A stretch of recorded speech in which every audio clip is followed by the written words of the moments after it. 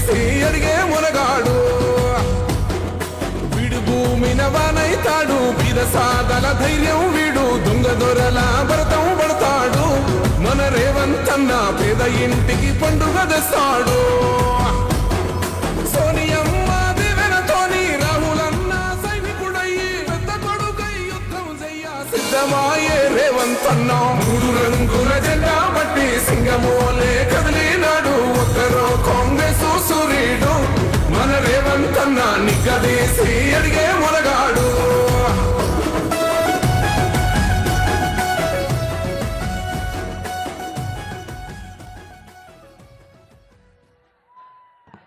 మిత్రులారా,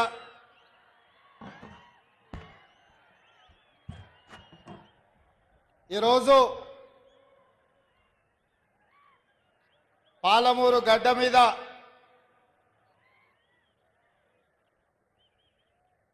రైతు పండుగను మా రైతాంగ మిత్రులు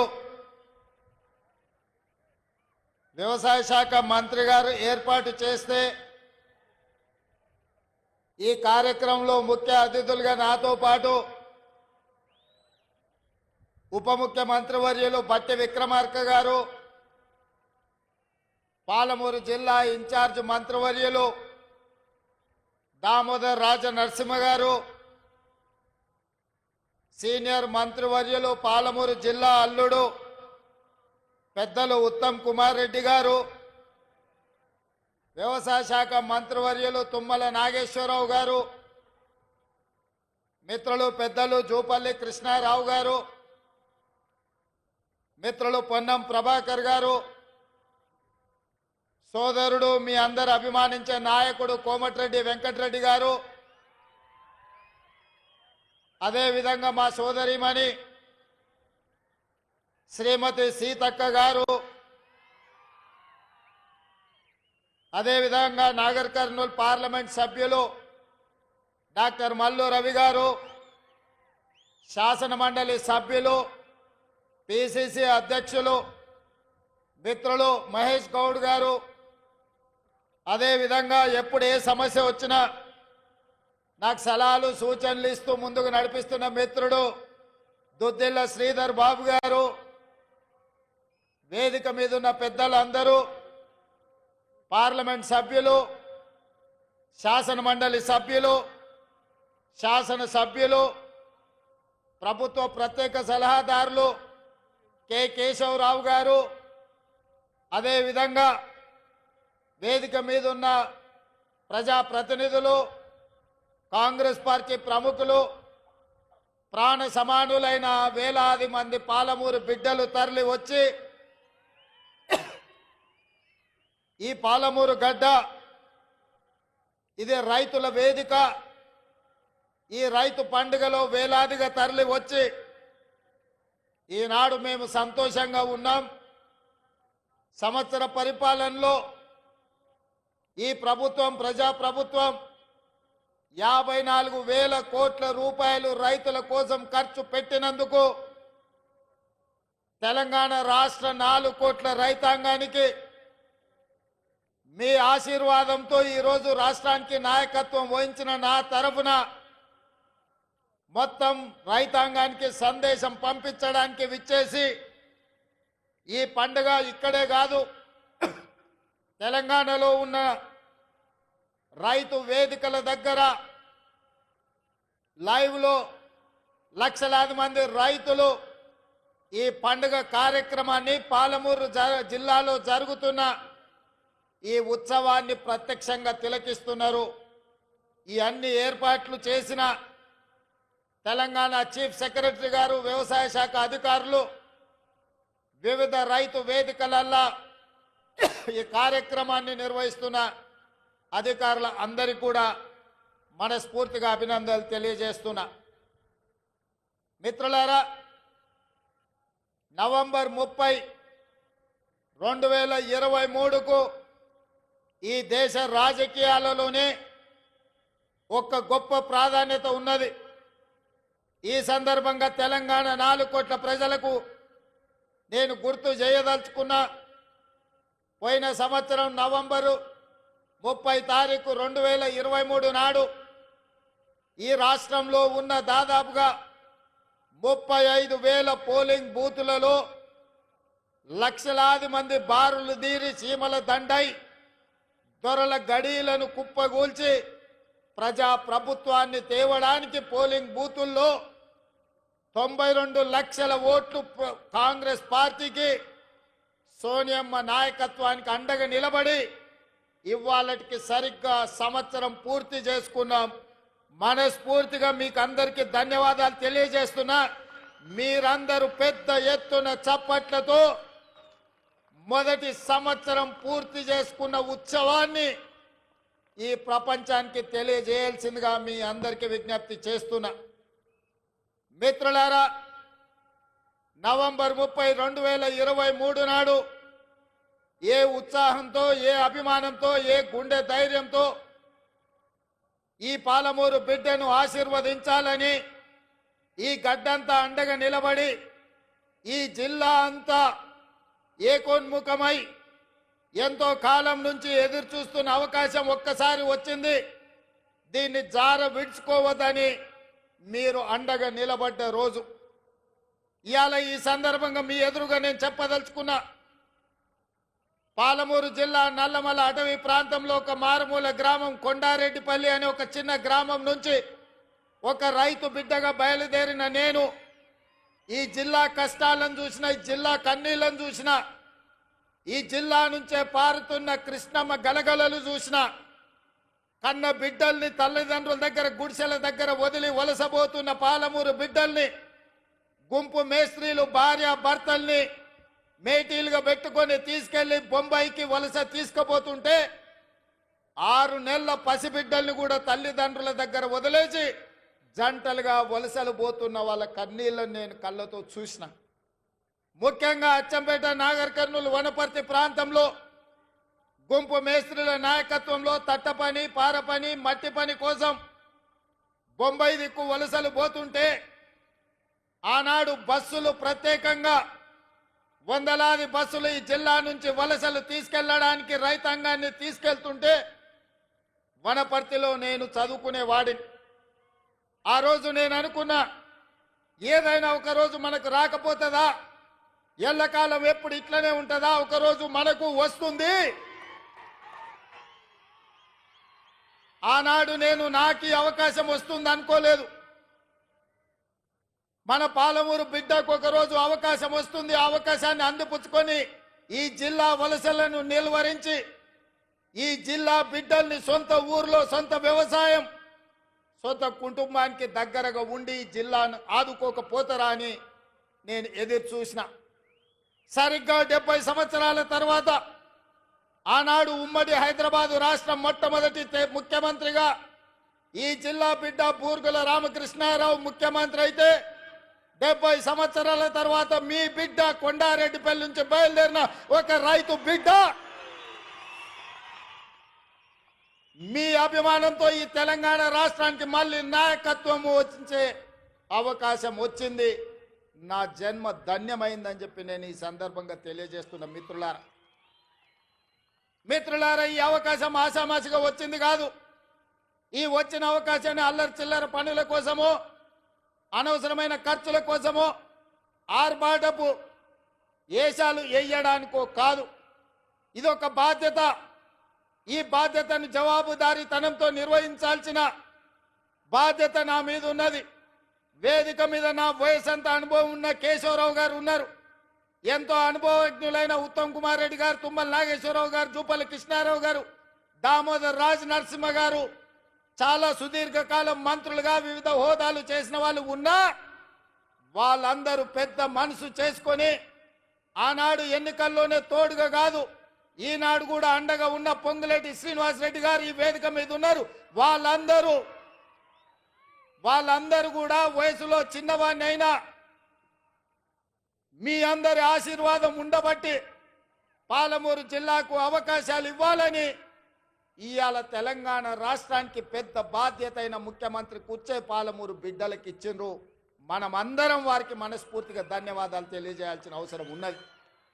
ఎందుకంటే నేను ఎన్నడూ మంత్రిగా కానీ కేంద్ర మంత్రిగా కానీ ఏ బాధ్యత చేయలే. జిల్లా పరిషత్ మెంబర్గా, జడ్పీటీసీగా, ఎమ్మెల్సీగా, ఎమ్మెల్యేగా, ఎంపీగా ప్రజలలో కలిసి పనిచేసిన కానీ అధికారంలో ఏ కుర్చీలో నేను కూర్చోలే. కానీ మీరు అండగా నిలబడి మీరు ఆశీర్వదించడంతో పెద్దలందరూ కూడా పెద్ద మనసు చేసుకొని ఇవాళ ముఖ్యమంత్రి అని ఒక పెద్ద కుర్చీలో కూర్చోబెట్టి సంవత్సరం పూర్తి చేసుకుంటున్న సందర్భంలో ఇవాళ నవంబర్ 30 తారీఖు 2024 నాడు ఇదే పాలమూరు గడ్డ మీద ఈ పండుగ మనతో కలిసి చేసుకోవడానికి వేదిక మీద పెద్దలందరూ వచ్చిండ్రు అంటే వాళ్ళందరూ మన పాలమూరు జిల్లాకు అండగా నిలబడ్డారు. ఇది మనకు ఒక గొప్ప అవకాశం అని నేను చెప్పదలుచుకున్నా. మిత్రులారా, ఇవాళ నేను మిమ్మల్ని అడుగుతున్నా, ఇవాళ టీఆర్ఎస్ నాయకులు, బీజేపీ నాయకులు, ముఖ్యంగా బీఆర్ఎస్ వాళ్ళు, చంద్రశేఖరరావు గారి కుటుంబం ఏ రకంగా మాట్లాడుతుండ్రో, ఏ రకంగా విమర్శిస్తుండ్రో, ఏ రకంగా తిడుతుండ్రో నిశితంగా మీరందరూ గమనించండి. 10 సంవత్సరాలు వాళ్ళు పరిపాలన చేసిండ్రు, 2 సార్లు ముఖ్యమంత్రి అయినరు. వారు ఏమి చేసిండ్రో నాకంటే మీకు ఎక్కువ తెలుసు. ఎందుకంటే ఈ మట్టిని నమ్ముకున్న మీరు, ఈ మట్టిలోనే పుట్టి మట్టిలోనే కలిసే మీరు, ఈ మట్టే శాశ్వతమని నమ్మిన మీకు రైతు రుణమాఫీ గత ప్రభుత్వంలో జరిగిందా? రైతుకు గిట్టుబాటు ధర వచ్చిందా? ఆనాడు చంద్రశేఖరరావు గారు స్వయంగా మాట్లాడిన మాటల్ని ఈనాటి రైతాంగం మర్చిపోయిందని వారు అనుకుంటున్నారా? ఆనాడు ఒరేస్తే ఉరేసుకున్నట్టే అన్నది ఈ పెద్ద మనిషి చంద్రశేఖరరావు గారు కాదా? ఇవాళ మరి నేను మిమ్మల్ని అడుగుతున్న, మీ ద్వారా ఈ తెలంగాణ రాష్ట్ర రైతాంగాన్ని నేను అడగదలుచుకున్నా. ఆనాడు ఒరేసుకుంటే ఉరేసుకున్నా అన్నట్టు ఆనాటి ప్రభుత్వం అంటే, ఈనాడు మీరు ఒరేసుకుంటే 500 రూపాయల బోనస్ ఇస్తామని చెప్పిన మాట ఉత్తమ్ కుమార్ రెడ్డిది కాదా? ఒరేస్తే ఉరేసుకోండి అని చెప్పిన ఆనాటి పెద్ద మనిషి, మీరు వరి వేసుకోండి, వేసుకున్న వరికి 500 రూపాయల బోనస్ ఇస్తాం, మీ ఖాతాలో 3 రోజుల్లోనే బోనస్ కనక వర్షం గలగల రాలుతుంటే బీఆర్ఎస్ వాళ్ళ గుండెల్లో పిడుగులు పడుతున్నట్టుగా ఉన్నది. మిత్రులారా, ఇవాళ కాళేశ్వరం కట్టినా అన్నాడు, పాలమూరు రంగారెడ్డి ఎత్తిపోతలు చేపట్టినా అన్నాడు. ఇప్పటి వరకు 10 సంవత్సరాలలో ఆనాటి చంద్రశేఖరరావు గారు కేవలం సాగునీటి ప్రాజెక్టుల కోసం, కాంట్రాక్టర్ల కోసం 1,83,000 కోట్ల రూపాయలు ఖర్చు పెట్టిండు. అందులో కాళేశ్వరానికి 1,02 కోట్ల రూపాయలు, 1,02,000 కోట్ల రూపాయలు ఖర్చు పెట్టిండు. 1,02,000 కోట్ల రూపాయలు ఖర్చు పెట్టి ఆనాడు పండిన పంటను కాళేశ్వరం నీళ్లతో పండించిన అని గొప్పలు చెప్పుకున్నాడు. వారు చెప్పుకున్నప్పుడు మేమేం అనలేదు. కానీ వారు కట్టిన ప్రాజెక్టులు సుందిల్ల కావచ్చు, మేడిగడ్డ కావచ్చు, అన్నారం కావచ్చు, ఈ బ్రిడ్జ్లు, బారేజీలు కుప్పగూలిపోయి చుక్క నీరు లిఫ్టులు చెయ్యకపోయినా ఈనాడు కాంగ్రెస్ పార్టీ అధికారంలోకి వచ్చిన తర్వాత కాంగ్రెస్ పార్టీ కట్టిన ప్రాజెక్టులు, అది జూరాల కావచ్చు, శ్రీశైలం కావచ్చు, నాగార్జున సాగర్ కావచ్చు, నెట్టంపాడు కావచ్చు, కోయిల్ సాగర్ కావచ్చు, శ్రీరామ్ సాగర్ కావచ్చు, మంజిరా కావచ్చు, లేకపోతే శ్రీపాద ఎల్లంపల్లి కావచ్చు, ఇందిరా సాగర్ కావచ్చు, సీతారామ సాగర్ కావచ్చు, ఈ ప్రాజెక్టులన్నీ ఆనాడు కాంగ్రెస్ పార్టీ కట్టి ఆ ప్రాజెక్టుల ద్వారా నీళ్లు ఇచ్చి వరుణుడు కర్ణిస్తే ఈ సంవత్సరం కాళేశ్వరం లేకపోయినా, చుక్క నీరు ఇవ్వకపోయినా 1,53,00,000 మెట్రిక్ టన్నులు చరిత్రలోనే స్వతంత్రం వచ్చినప్పటి నుంచి ఈనాటి వరకు 75 సంవత్సరాలలో ఏ రాష్ట్రం ఉత్పత్తి చేయనంత ఉమ్మడి రాష్ట్రం 23 జిల్లాలు. ఇవాళ ఆంధ్రప్రదేశ్లో ఉన్న 13, తెలంగాణలో ఉన్న 10, ఉమ్మడి 23 జిల్లాలలో కూడా ఒక పంటకు 1,53,00,000 మెట్రిక్ టన్నుల వడ్లు ఎన్నడు పండలే. మరి ఇవాళ తెలంగాణ రాష్ట్రంలో ప్రజాపాలనలో మన ప్రభుత్వంలో ఒక పంటకు 66 లక్షల ఎకరాలలో 1,53,00,000 మెట్రిక్ టన్నుల వడ్లు పండించి 500 రూపాయల బోనస్ ఇచ్చి ఇవాళ ధైర్యంగా ఈ గడ్డ మీద, పాలమూరు గడ్డ మీద రైతు పండుగ చేసుకుంటున్నాం. మనకు రైతు పండుగ చేసుకునే హక్కు లేదని బీఆర్ఎస్ వాళ్ళు అంటుండ్రు. మీరు ఒక్కసారి ఆలోచన చేయండి మిత్రులారా. 10 సంవత్సరాలు, మొదటి 5 సంవత్సరాలు 1,00,000 రూపాయల రుణమాఫీ చేస్తా అన్నాడు. 4 విడతలు అన్నాడు, మిత్తి నేనే కడతా అన్నాడు. ఆయన కట్టిన దాంట్లో అసలు కంటే మిత్తికే ఎక్కువైంది. 2018 నుంచి 2023 వరకు మళ్ళీ ₹1,00,000 రుణమాఫీ చేస్తా అన్నాడు. మొదటి 4 సంవత్సరాలు అన్నా పైస కూడా ఇవ్వలే.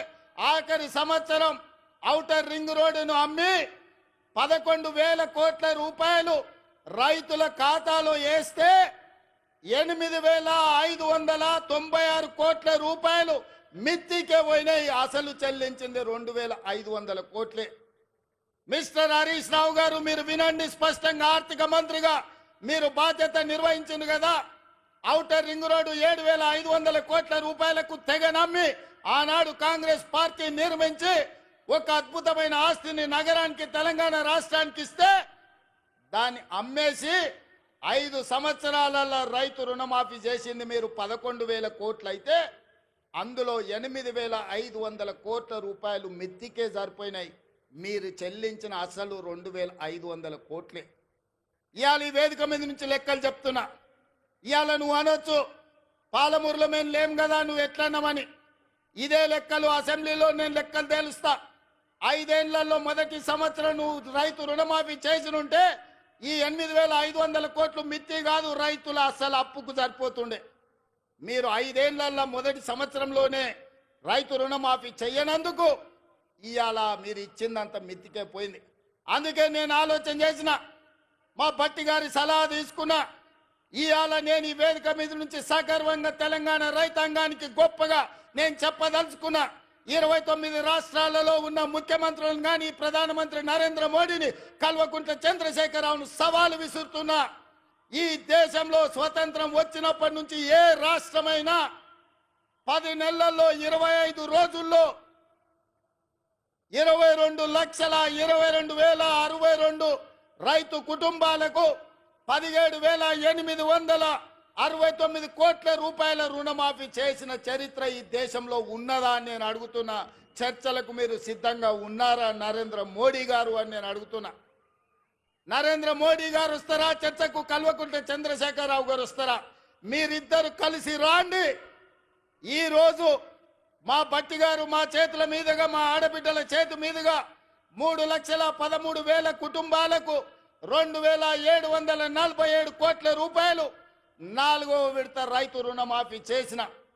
మొత్తంగా 25 లక్షల రైతు కుటుంబాలకు 21,000 కోట్ల రూపాయల రైతు రుణమాఫీ మొదటి సంవత్సరంలో చేసిన ప్రభుత్వం, ప్రజా పాలన ఈ దేశంలో ఉన్నదే అంటే అది తెలంగాణ.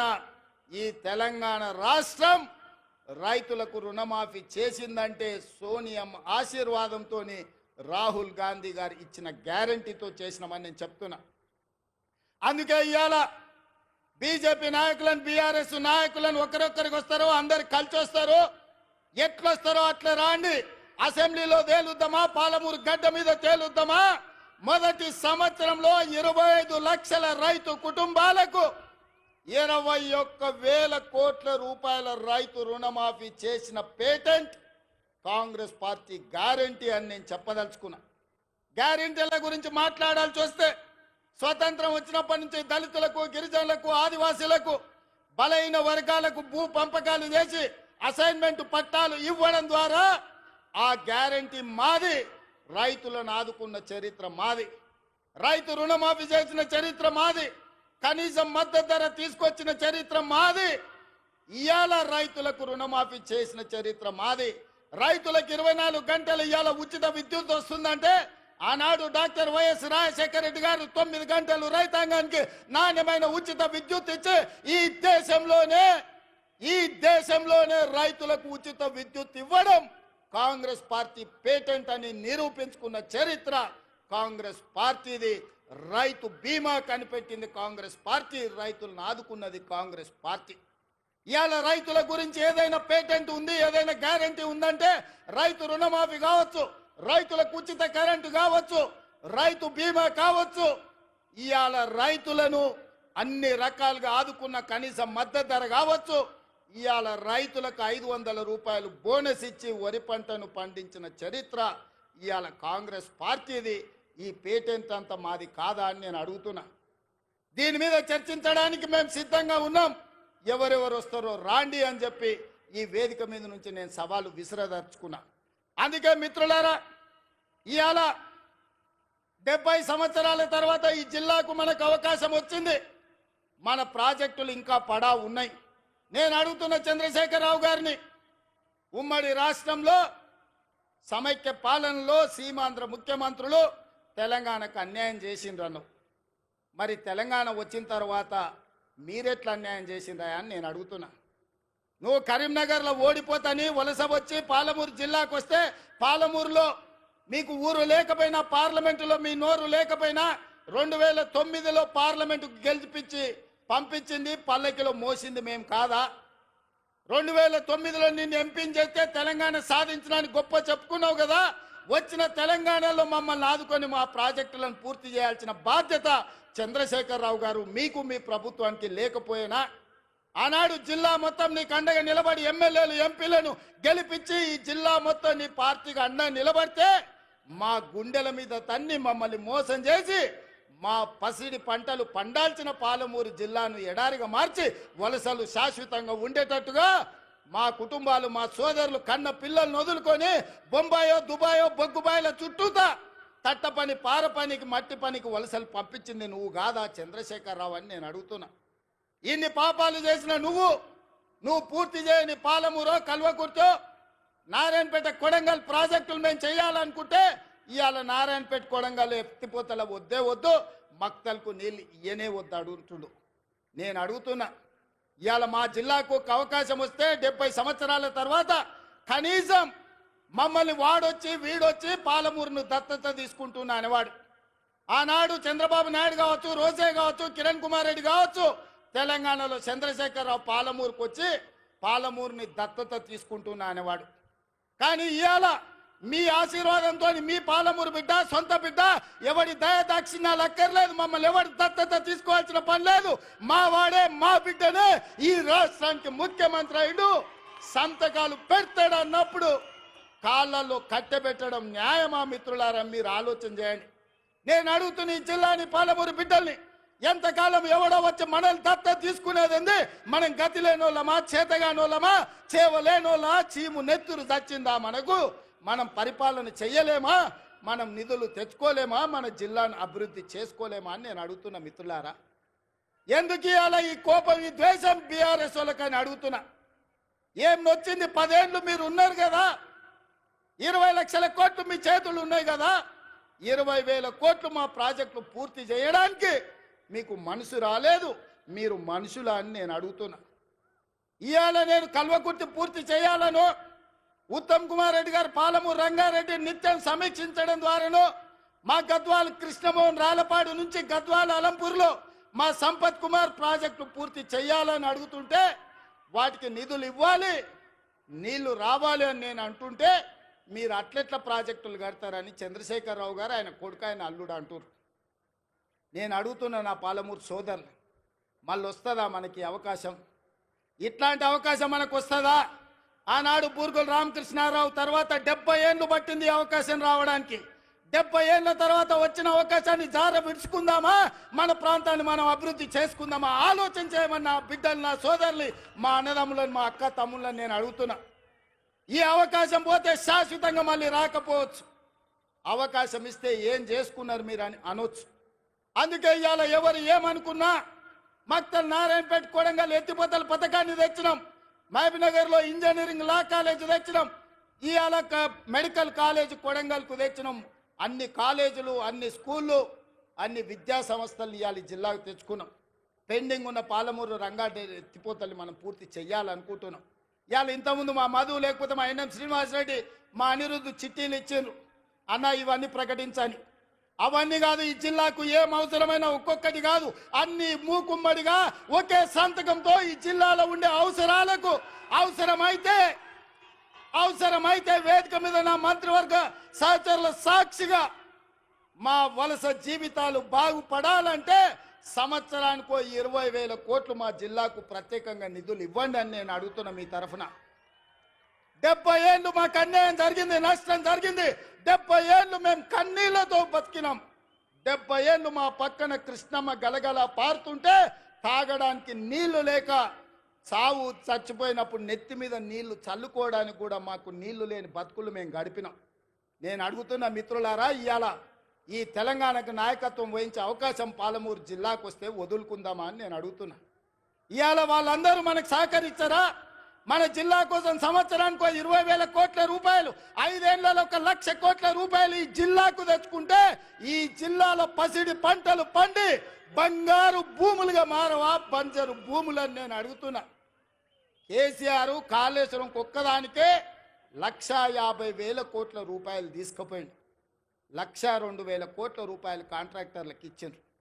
కట్టింది కుప్ప కూలింది.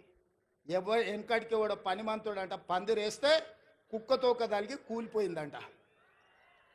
ఇవాళ నేను అడుగుతున్నా, ఆనాడు మా నెహ్రూ కట్టిన నాగార్జున సాగర్ కానీ, మా శ్రీశైలం కానీ, మా జూరాల కానీ, మా శ్రీరామ్ సాగర్ కానీ, మా శ్రీపాద ఎల్లంపల్లి కానీ ఒక్కసారి చూడండి. ఎన్ని వర్షాలు వచ్చినా, ఎన్ని తుఫాన్లు వచ్చినా ఏమైనా ప్రాజెక్టులు నిటారుగా నిలబడ్డాయి, ఈ జాతికి సేవలు అందిస్తున్నాయి. కానీ కేసీఆర్ కట్టింది కుప్ప కూలింది. కేసీఆర్ కట్టి కూలగొట్టి కమిషన్లు మెక్కిన కాళేశ్వరానికి 1,50,000 కోట్లు తీసుకపోతే నా జిల్లా కోసం, నేను పుట్టిన గడ్డ కోసం, ఈ గడ్డ కోసమే ఈరోజు రాజకీయాలలో ఈ కుర్చీలో ఉన్న నా కోసం 5 ఏళ్లలో 1,00,000 కోట్లు మా మిత్రులు ఇవ్వరా నేను అడిగితే నేను ఈ నిధులు తేనా అని నేను అడుగుతున్న నా జిల్లా సోదరులను. ఎంతకాలం ఎవడో మనల్ని దత్తత తీసుకోవాలని మనం దిక్కులు చూడాలి. ఒక్కసారి ఆలోచన చేయండి సోదరులారా. ఏం మనం కాలోంకరనా కన్నోంకరనా? ఏం తక్కువ మనకు? మనల్ని ఎవరో దత్తత తీసుకునేదేంది? మన గడ్డను మనం అభివృద్ధి చేసుకోలేమా? ఇవాళ అండగా నిలబడాల్సిన మీరు వాడో వీడో చెప్తే ఇవాళ వాళ్ళ సోయిలో పడ్డారంటే వచ్చే నష్టాన్ని ఆలోచన చేయండి. మల్లన్న సాగర్ల ముంచలేదా? కొండ పోచమ్మల ముంచలేదా? రంగనాయక సాగర్ల దోసుకోలేదా? ఇవాళ నేను కొడంగల్ నుంచి, మారుమూల ప్రాంతమైన కొడంగల్ నియోజకవర్గం నుంచి నన్ను ఆశీర్వదించినందుకు ఆ ప్రాంతానికి కృతజ్ఞత తెలుపుకోవాలని 3 లక్షల ఎకరాలు ఆ ప్రాంతంలో ఉంటే 1,300 ఎకరాలు భూసేకరణ చేసి ఇండస్ట్రియల్ పార్కు తెచ్చి 20,000 30,000 మా కొడంగల్లో ఉన్న నిరుద్యోగ యువకులకు ఉద్యోగ ఉపాధి అవకాశాలు కల్పించాలి. పెద్ద పెద్ద కంపెనీలు అక్కడికి తెస్తే నా ప్రాంతం అభివృద్ధి చెందాలి. అప్పుడే నా జన్మ ధన్యమవుతుందని నేను ఒక ప్రయత్నం చేసిన. ఏమడిగినా ఈ తెలంగాణ రాష్ట్రంలో దాదాపుగా 2 కోట్ల ఎకరాల భూమి ఉంది. 2 కోట్ల ఎకరాల భూమిలో కొడంగల్లో 1,300 ఎకరాల భూమి సేకరించి ఒక పారిశ్రామిక వాడను నిర్మించి కొడంగల్ను నేను అభివృద్ధి చేయాలంటే చిచ్చు పెట్టి, లగచర్ల మంటలు పెట్టి, అధికారులను కొట్టించి, కలెక్టర్ల మీద దాడులు చేపించి ఇవాళ అమాయకులైన మా లంబాడి సోదరులను జైళ్లకు పంపించారు. నేను ఆయనలోనే చెప్పిన, వాళ్ళ మాయమాటలు నమ్మకండి, వాళ్ళు ఉచ్చులో దించుతున్నారు. ఆనాడు తెలంగాణ ఉద్యమంలో కూడా ఇట్లనే చేసిండ్రు. అగ్గిపెట్టె రావు గారు 100 రూపాయలు పెట్టి పెట్రోల్ తెచ్చుకున్నాడు, కానీ 10 పైసలు పెట్టి అగ్గిపెట్టె తెచ్చుకోలే. ఈ అగ్గిపెట్టె రావుని నమ్మకుర్రా నాయన అని చెప్పిన. ఆయన మా పిల్లలు ఆవేశపడి నమ్మిపోతే ఇవాళ కేసులు అయినాయి. ముఖ్యమంత్రిగా ఉన్న ఇవాళ నా దగ్గరకు వస్తారు, సార్ నువ్వే ముఖ్యమంత్రి కేసులు తీయని. నేను చెప్పదలుచుకున్న మా మిత్రులకు, మా సోదరులు, ముఖ్యమంత్రిగా ఉన్న నా మీదనే 182 కేసులు ఉన్నాయి. నా కేసులే నేను తీసుకోలేకపోయినా. చట్టం వేరు, ముఖ్యమంత్రి కుర్చీ వేరు.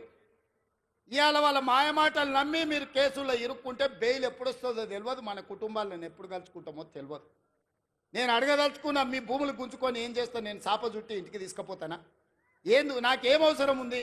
ఇవాళ 1,300 ఎకరాలు కొడంగల్లో భూమి తీసుకుంటే నేను పట్నం తీసుకుపోయేది ఉందా, లేకపోతే కొండారెడ్డిపల్లికి తీసుకుపోయేది ఉందా?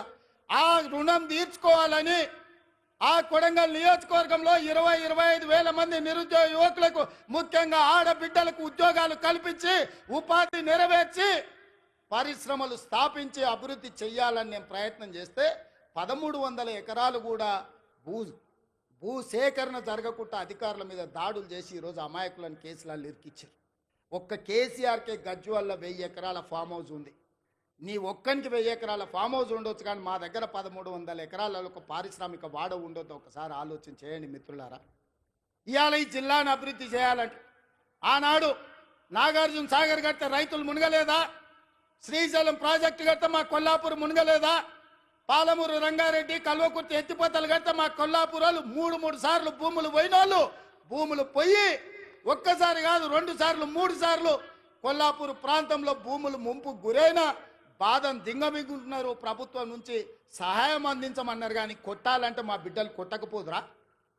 ఆయల్లో అధికారుల మీద దాడులు చేయాలంటే శ్రీశైలం వస్తుండేనా, నాగార్జున సాగర్ పూర్తి అవుతుండేనా, జూరాల అవుతుండేనా?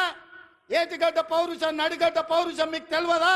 ఒకవేళ అడ్డుకోవాలంటే నడిగడ్డ మీద ఎవడైనా భూ సేకరణ చేస్తుండేనా? కానీ అభివృద్ధి జరగాలంటే ఏదో ఒక రైతు కొంత నష్టపోవాలి. భూమి అనేది మన ఆత్మగౌరవం, భూమి అనేది మన అమ్మ లాంటిది. అమ్మతో మనకు ఎంత అనుబంధం ఉంటుందో మన భూమితో అంతే అనుబంధం ఉంటుంది. నాకు తెలియంది కాదు, కానీ అభివృద్ధి జరగాలంటే ఆ భూసేకరణ జరగాలి. అందుకే వాళ్లకు కావలసినంత నష్ట పరిహారం ఇవ్వడం ద్వారా భూమిని సేకరించి పరిశ్రమలు పెట్టాలని నేను ప్రయత్నం చేస్తుంటే కేసీఆర్, కేటీఆర్, హరీష్ అడ్డుకుంటున్నారు. నేను అడుగుతున్నా, మీరు ఆలోచన చెయ్యండి అని. ఇవాళ వాళ్ళు అడ్డుకుంటారు, పోతారు. వాళ్ళకి ఫామ్ హౌజులు ఉన్నాయి, ఒక ఆయనకు జన్వాడలు ఉంది, ఒక ఆయనకు గజ్వేల్ ఉంది. వాళ్ళు సంతోషంగా ఉంటారు. మళ్ళీ ఈ జిల్లాకి ఎప్పుడైనా పరిశ్రమలు వస్తాయా? మన పిల్లలకు ఉద్యోగాలు వస్తాయా? ఇవాళ మీరు అండగా నిలబడితే 10 రూపాయలు ఎక్కువైనా ఇచ్చే శక్తి నా దగ్గర ఉంది. నేను సంతకం పెడితే 10 లక్షలు కాదు, ఎకరాకి 20 లక్షలు ఇచ్చే శక్తి నా దగ్గర ఉంది. తీసుకోండి, 20 లక్షలు తీసుకోండి. మీకు ఇచ్చే బాధ్యత నాది. ఇంటికి పైసలు తెచ్చి ఇచ్చే బాధ్యత మాది. నీ ఇంట్లో చదువుకున్న వాళ్ళకు, చదువు రాని వాళ్ళకు ఉద్యోగాలు ఇచ్చే బాధ్యత నాది. అభివృద్ధిని అడ్డుకోకండి, మా మాటలు వినకండి, వాళ్ళ ఉచ్చులో పడకండి. వాళ్ళ ఉచ్చులో పడితే జైల్లోకి వెళ్తే మన కుటుంబాలు ఆగమవుతాయి. ఇవాళ 10 రూపాయలు ఎక్కువ తీసుకోండి, పక్కకు పోయి భూమి కొనుక్కోండి, పిల్లలకు ఉద్యోగాలు తీసుకోండి, మీ కుటుంబాలు బాగుపడండి. ఇంట్లో ఒక్కరికి ఉద్యోగం వస్తే ఒక తరమే మారుతుంది, ఒక తరం తలరాతనే బాగుపడుతుంది. తలరాతను మార్చే అవకాశాలను వదులుకోకండి. ఇవాళ ఈ జిల్లా మీద పగబట్టి ఈ జిల్లాను అభివృద్ధిని అడ్డుకోవాలని సాగునీటి ప్రాజెక్టుల కాళ్ళ కట్టబెడుతున్నారు. పరిశ్రమలు దేవాలంటే భూసేకరణ జరగకుండా అడ్డుపడుతున్నారు. ఇవన్నీ కూడా ఈ జిల్లా గమనించాల్సిన అవసరం ఉన్నది. అందుకే మిత్రులారా, ఇవాళ రైతులకు బోనస్ ఇచ్చినాం, రైతు రుణమాఫీ చేసినాం, ఇవాళ 50,000 ఉద్యోగాలు ఇచ్చినాం. ఆడబిడ్డలకు 1,15,00,000 మంది ఆడబిడ్డలు ఆర్టీసీ బస్సుల్లో 3,700 కోట్ల రూపాయలు ఉచితంగా ప్రయాణాలు ఇచ్చినాం. 200 యూనిట్లు ఉచితంగా ఈరోజు పేదలకు విద్యుత్ ఇస్తున్నాం. 50 లక్షల కుటుంబాలకు 500 రూపాయలకే సిలిండర్ ఇస్తున్నాం. పాఠశాలలలో మెస్సు ఛార్జీలు, కాస్మెటిక్ ఛార్జీలు 40% పెంచినాం. ఇవన్నీ కూడా అప్పు చేయకుండా కోకపేటల భూములు అమ్మకుండా మేం చేసినాం. ఇవే కాదు, సంవత్సరం మొత్తం 72 లక్షల కుటుంబాలకు, రైతు కుటుంబాలకు 54,000 కోట్ల రూపాయలు ఖర్చు పెడితే ఒక్క కల్వకుంట్ల చంద్రశేఖరరావు చేసిన 7 లక్షల కోట్ల రూపాయల అప్పుకు ఇప్పటి వరకు మా బట్టి విక్రమార్క గారు 60,000 కోట్ల రూపాయల మిత్తి కట్టిండు. మిత్రులారా, మన నెత్తి మీద గుదిబండ పెడితే ఆ గుదిబండకు 60,000 కోట్ల రూపాయలు అప్పు కట్టిండు. ఇవాళ 7 లక్షల కోట్ల రూపాయలు చంద్రశేఖరరావు అప్పు చేయకపోతే 60,000 కోట్ల రూపాయలు రైతులకు వంచితే ఇవాళ అన్ని కష్టాలు తీరుతుండే కదా. ఇవాళ ఆయన అప్పుకు 60,000, ఆయన ఒక్క కుటుంబం చేసిన అప్పుకు 60,000 కోట్లు కడితే 70 లక్షల రైతు కుటుంబాలకు 54,000 కోట్లు ఇచ్చినాం. అంటే ఆయన దోపిడీ ఏ లెవెల్లో సాగిందో, ఆ దోపిడీకి ఈరోజు మేము ఎట్లా బలైపోతున్నామో, తెలంగాణ బడ్జెట్ ఎట్లా కేసీఆర్ దోపిడీకి బలైపోయిందో మీరు ఒక్కసారి ఆలోచన చేయండి. ఇవాళ అక్కడ నిరసన తెలిపిన రైతులు లాఠీ చార్జ్ గురించి మాట్లాడుతున్నారు. మల్లన్న సాగర్లో మల్లారెడ్డి అనే ఒక రైతు భూమి పోయిన రోజు కట్టెలు చితి పేర్చుకొని బతుకుండగానే ఆ చితి మీద పండుకొని నిలువున తగలబెట్టుకున్న రైతు మల్లన్న సాగర్లా మల్లారెడ్డి అనే పేరుంది. హరీష్ రావు గారు రా అసెంబ్లీకి. ఆనాడు భూమి కోల్పోయిన మల్లారెడ్డి చితి పేర్చుకొని కాల్చుకున్నప్పుడు నీ కన్నీళ్ళు ఎక్కడికి పోయినాయి? నువ్వు ఆ కుటుంబాన్ని ఎంత ఆదుకున్నావో ఇవాళ మల్లారెడ్డి ఇంటికాడికి పోదామా అని నేను అడుగుతున్నా. ఇవాళ ఈ కపట ప్రేమ, ఈ ముసలి కన్నీళ్ళు మా పాలమూరు జిల్లా మీద చూపిస్తున్నావా? నేను ఇక్కడ పుట్టినోని, రేపు పోతే ఈ మట్టిలో కలిసేటోని. నాకు ఈ దుఃఖం తెలియదా? ఈ బాధ తెలియదా? ఇది అభివృద్ధి చేసేది తెలియదా?